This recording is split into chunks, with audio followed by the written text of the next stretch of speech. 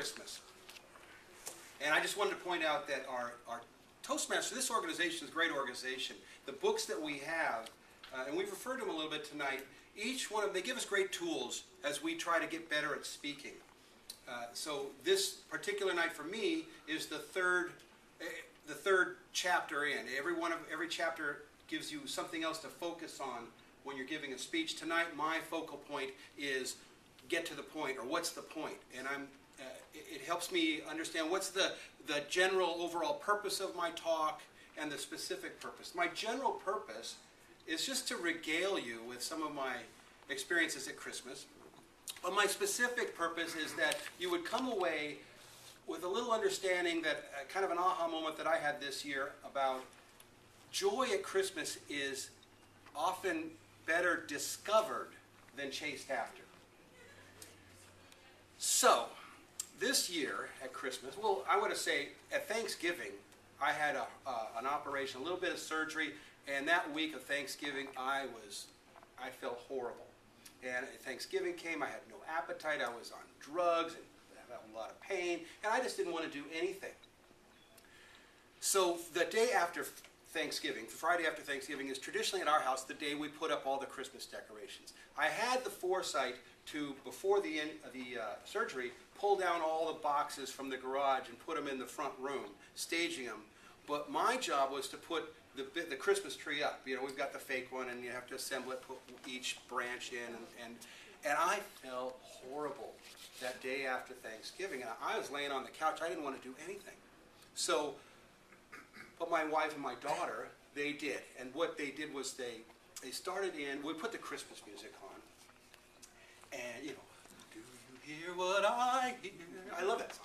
And and my wife started singing along with it. I'm just laying on the couch, just kind of miserable. And my daughter, I hear from the other room, my daughter going, "Oh, this is my favorite ornament." You know, to be followed a minute later by, "Oh, this is my favorite ornament." And so I got to tell you, I'm laying there in pain, and I just start sobbing with joy over this whole scenario.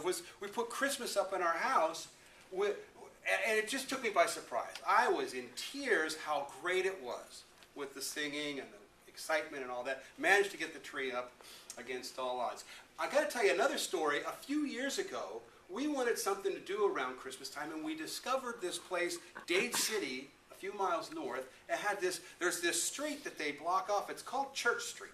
And on this street, it's covered with bricks, and they block it off, and you walk up and down, and they've got hot chocolate and coffee, and there's Dickensian characters there that are strolling about, and there's wise men, and there's people on porches singing Christmas carols, and it's just a fun thing. It's not retail at all. There's nothing being sold, and it was just the best, a manger scene. So we had a great time. We thought, this is awesome. Next year, we ought to get so-and-so to come with us. They're really going to love it. So I'll get back to that. But anyway, at Christmas time, there's a lot of joy, right? Now, there's pain, too. I mean, we've all experienced some of both, right? I think that the youthful hopefulness, the hopefulness of youth is this eternal loop. They're wishing and hoping what Santa's going to bring, followed by the tangible reality of what they got. But that doesn't stop. Next year, they're wishing and hoping, and what they got. It's the abstract turning into the concrete. And I think as when do we ever get everything that we wanted, right?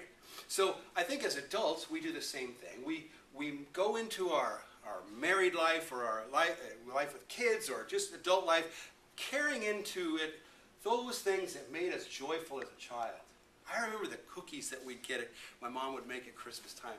Never made those the rest of the year. They were the special cookies. They were so good. And I remember my dad would always read "'Twas the Night Before Christmas." He'd gather us all around before he'd tuck us in bed, and he'd read that story. And every morning before we'd go in to rush in and see what Santa brought, we'd all gather as a family, and we'd sing "Silent Night." And I just love that. It's always been my favorite Christmas song. So we have these things that we bring in that have been joyful for us. But when do we ever get everything we want? when we get older, as a lot of us have now, where we have family that have left home, kids that have left home, and they come home for the holiday, right?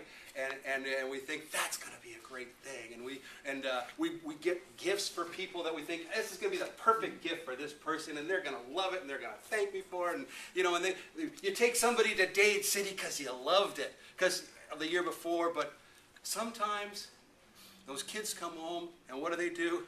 They sleep till noon, and then they go off with their friends, and you never see them, And the gifts that you gave, that you selected so painstakingly, gets kind of pushed to the side. They never say anything about it.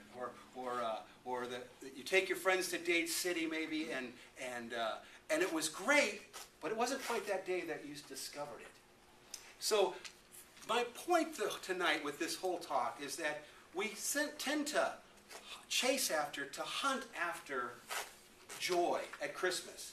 And oftentimes, I think we have to resist that, because oftentimes the joy that we experience at Christmas is the one we discovered by happen chance. It's the joy of your wife humming a Christmas song while you're flat on your back on the couch, or your daughter's getting all excited about an ornament that she wrapped up. So I just want to encourage everyone to resist hunting after joy at Christmas. Resist hunting after the joy in 2011 that you had in 2010, and be ready for the unexpected joy that you discover. Thank you very much.